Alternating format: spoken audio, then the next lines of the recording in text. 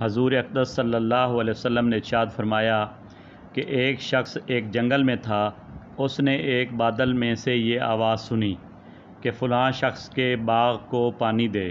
اس آواز کے بعد فوراً وہ بادل ایک طرف چلا اور ایک پتھریلی زمین میں خوب پانی برسا اور وہ سارا پانی ایک نالے میں جمع ہو کر چلنے لگا۔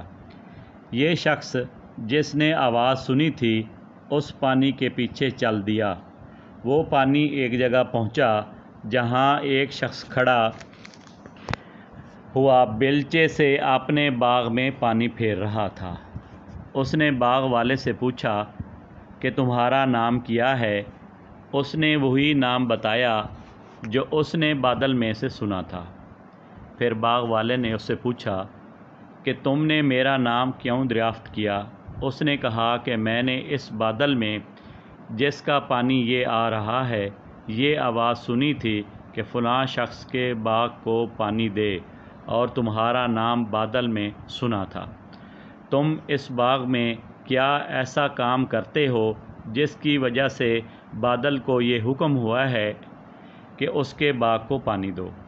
باغ والے نے کہا کہ جب تم نے یہ سب کہا تو مجھے بھی کہنا پڑا۔ میں اس کے اندر جو کچھ پیدا ہوتا ہے اس کو دیکھتا ہوں اور اس کے 3 حصے کرتا ہوں۔ ایک حصہ یعنی تہائی تو فوراً اللہ کے راستہ میں صدقہ کر دیتا ہوں، اور 1/3 میں اور میرے اہل و عیال کھاتے ہیں، اور 1/3 اس باغ کی ضروریات میں لگا دیتا ہوں۔